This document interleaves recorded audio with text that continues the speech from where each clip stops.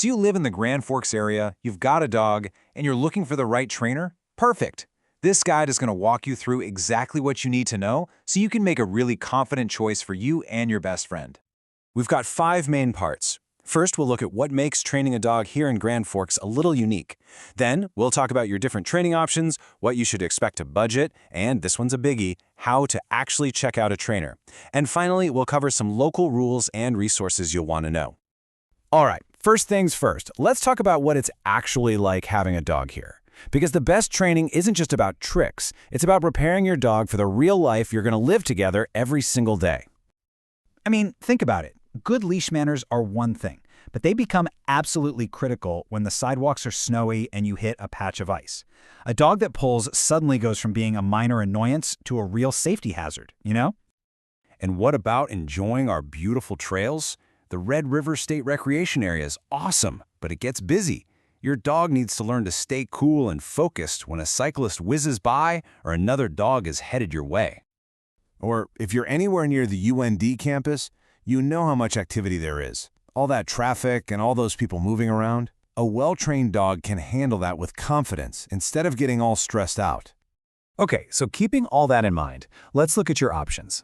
We're going to get into the different methods you'll hear about and the different ways programs are structured. You're going to hear this term a lot, and for good reason. Positive reinforcement is really the gold standard in modern dog training. It's not about force or punishment. It's about using things your dog loves, like treats or praise, to encourage the behaviors you want to see. This approach builds a really strong, trusting relationship, and the results? They actually stick. Now for how you can do the training. The 2 most common formats are group classes and private lessons. Group classes are fantastic for getting your dog comfortable around other dogs and people. Private lessons, though, are totally customized. You can work on specific problems right in your own living room, where they usually happen. There are some other options for more specific needs, too. Board and train is like a full-on immersion camp for your dog. Day training is a nice in-between, where a pro works with your dog while you're at work. And then there's behavior modification, which is a specialized field for tackling bigger issues like deep-seated fear or reactivity. All right, let's talk about the practical side of this, the money. It really helps to have a general idea of what training costs so you can find something that works for you. So here's some ballpark figures for the Grand Forks area. A typical group class that runs for several weeks is usually in that $130 to $260 range. A single private lesson will likely be somewhere between $90 and $160. And those really intensive options like board and train, well, that's a much bigger investment, as you can see, reflecting all that one-on-one time. But honestly, the price tag is just one part of it. This next section is maybe the most important of all. How to figure out if a trainer is actually good and the right fit for your dog. You might see a string of letters after a trainer's name. For general skills, things like KPA-CTP or CPDTK are really good signs of a solid education. If you're dealing with tougher behavior stuff, certifications like IABC, CDBC are what you want to see. Now here's the thing. North Dakota doesn't have a state licensing system for dog trainers, so these independent certifications are truly your best way to know if someone has put in the work to become a professional. So when you call a trainer, think of it as an interview. Here's your cheat sheet.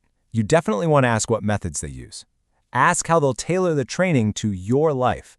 And ask how you'll track progress. Oh, and this last one is a great local test. Ask them how they adapt training for our long North Dakota winters. Their answer will tell you a lot about their experience here. So, you've picked your trainer, and you're getting started. Awesome! Now you need to know the lay of the land. This last part is all about the local rules and the best spots around town to practice all those new skills. Okay, here are the non-negotiables for every dog owner in Grand Forks. Your dog has to be on a leash in public unless you're in a marked off-leash area. All dogs over 6 months old need a city license, and to get that, you need proof of a rabies shot, which is required by state law. And just a heads up, excessive barking can be a problem, so that's a great behavior to work on. And Grand Forks has some amazing real-world training spots. The dog park at Lincoln Drive Park is the perfect, safe place to practice recall off-leash. The Red River trails are great for working on focus while on-leash, and places like Riverside or University Park are perfect for practicing polite manners around all kinds of different people and distractions. You know, at the end of the day, that's what this is all about. It's about being able to enjoy a calm walk downtown, having friends over without any chaos, and just having a confident, happy dog that you can share your entire life with here in Grand Forks. We wish you the best of luck on your training journey.